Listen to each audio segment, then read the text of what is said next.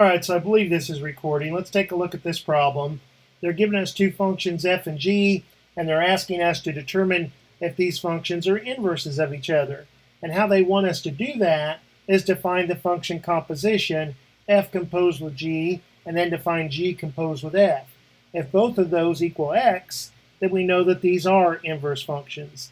If they're not equal to both not equal to x, then they're not inverse function. So let's find f composed with g. So f composed with g, this new function that's built by taking the function g and giving it as the input for f. And g is this ratio 3 plus x over 2x. What does f always do to the input? Well, f always creates a ratio. The numerator is always 3.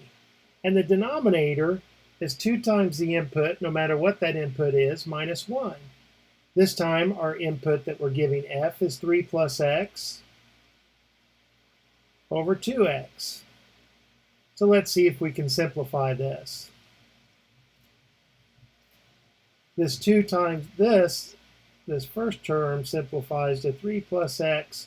These 2's cancel, and I have divided by x minus 1. All right, so we need to take this complex fraction and multiply it by the number 1, but write 1 as x over x. What happens when we do this?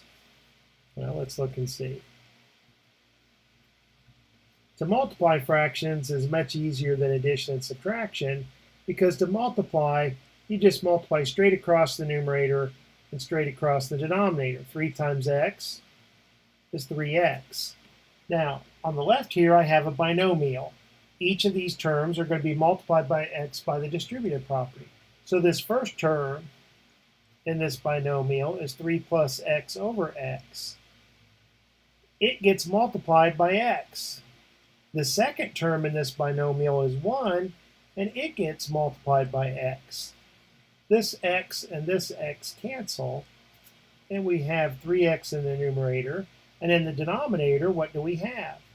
We have 3 plus x minus x. And we can continue to simplify this fraction.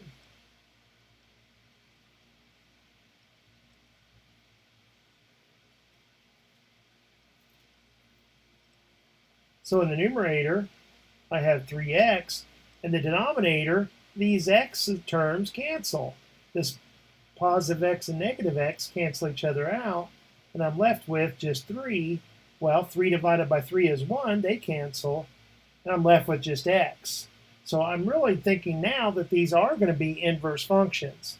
But to really truly confirm that, I have to find the other composition, g composed with f. And if this reduces to x, then I know that these are inverse functions. So this time we're giving the input to g as the function x, f of x.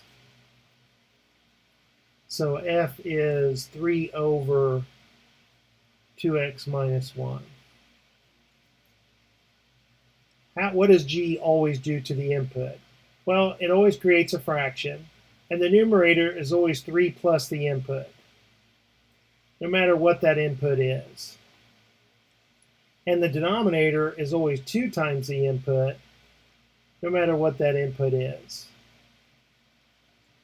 All right. Let's multiply this by the number 1. But let's be clever in how we write the number 1. This is a complex fraction. This denominator of 2x minus 1, I want to clear that denominator. So if this numerator is 2x minus 1, I need my denominator to be 2x minus 1.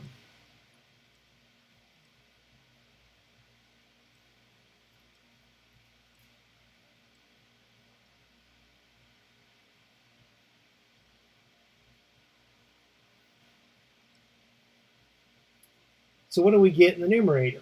Well, remember that multiplication is easy. You just multiply straight across. Here in the numerator, I have a binomial. The first term is 3. Well, by the distributive property, that 3 gets multiplied by this 2x minus 1.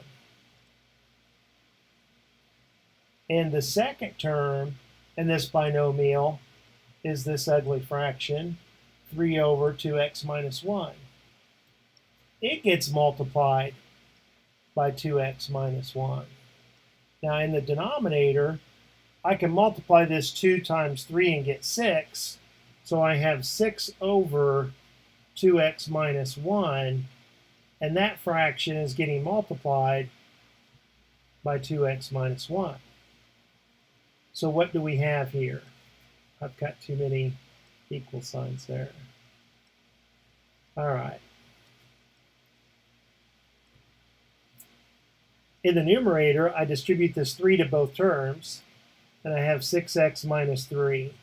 In the second term, this 2x minus 1 and that 2x minus 1 cancel, so I have plus 3.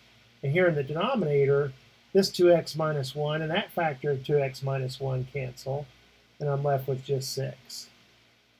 So we can see that this fraction is going to reduce to x.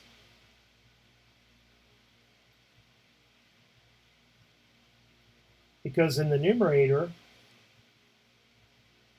the negative 3 and positive 3 cancel each other out, and we have 6x divided by 6. The 6 divided by 6 is 1, so we say they cancel each other out. We're left with just x. So yes, these two functions are inverses of each other. And if you want, you can rename g of x to be f inverse, or you could rename f to be g inverse and use that function notation. So I hope that helps. Ask any questions as needed. Let me know if I've made some silly mistake, because I can edit these videos, and I'll talk to you later. Bye.